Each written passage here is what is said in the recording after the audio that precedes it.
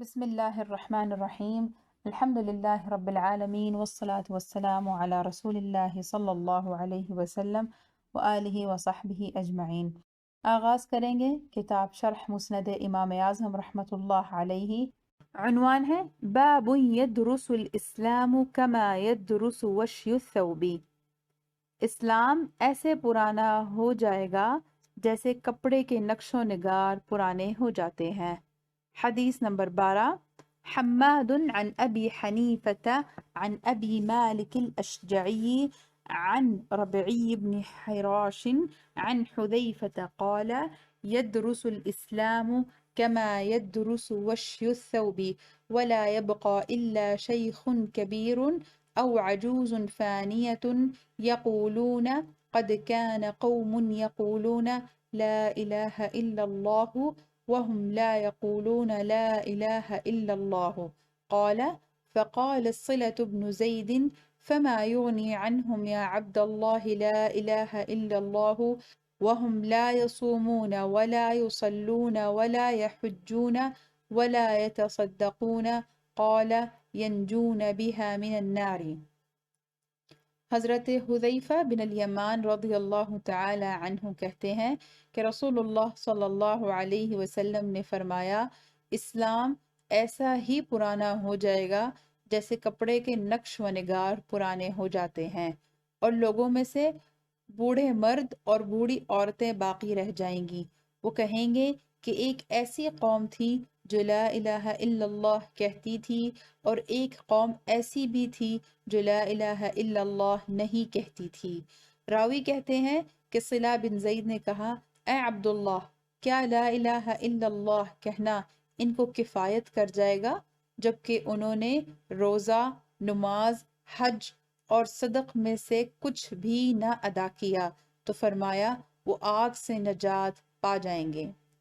شرح: اسلام کو مٹایا جائے گا اور اس کے آثار و اقلام کو ختم کیا جائے گا، جس طرح کپڑے سے ہر رنگ دار داغ کو مٹایا جاتا ہے، اور ان لوگوں میں سے کوئی بھی باقی نہیں رہے گا جنہیں سلام پہنچا سوائے ایک بوڑھی عورت یا آدمی کے۔ یہ راوی کا شک ہے کہ آپ نے بوڑھی آدمی کا ذکر کیا یا عورت کا۔ مراد یہ ہے کہ انسان کی انہی دو جنسوں میں سے کوئی ایک ہوگا۔ کہیں گے کہ پچھلے زمانہ میں ایک قوم ہوا کرتی تھی جو لا الہ الا اللہ کہا کرتی تھی۔ راوی حدیث حضرت صلہ بن ظفر فرماتے ہیں کہ اے عبداللہ، ان کو کون سی چیز نفع دے گی؟ کیا صرف لا الہ الا اللہ اور نبوت کا اقرار؟ ملا علی قاری فرماتے ہیں، جب بھی کلمہ ذکر کیا جاتا ہے اس سے توحید و رسالت دونوں گواہیاں مراد ہوتی ہیں، یا ایک دوسرے کو کافی ہے، اس لیے کہ توحید اور رسالت میں سے کوئی بھی دوسرے سے مستغنی نہیں، یعنی توحید بغیر رسالت کے اور رسالت بغیر توحید کے نہیں ہو سکتی۔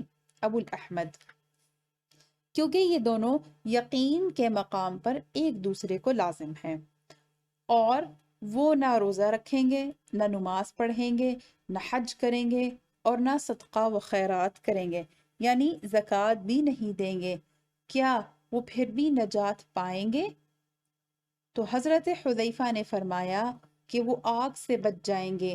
پھر آپ نے بآواز بلند کہا کہ وہ آگ سے بچ جائیں گے، کیونکہ نبی اکرم صلی اللہ علیہ وسلم نے فرما دیا ہے کہ من قال لا الہ الا اللہ دخل الجنت۔ ایک روایت میں آتا ہے کہ اللہ نے اس پر آگ حرام فرما دی۔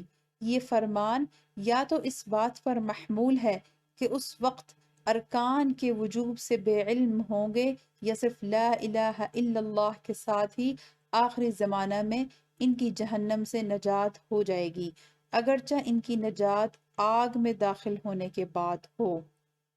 حاشیہ میں ذکر ہے، شرح الملا علی القاری رحمۃ اللہ تعالی علیہ على مسند الامام الاعظم، ذکر اسناده حماد بن ابی حنیفہ رحمۃ اللہ تعالی علیہ، صفحہ نمبر 563۔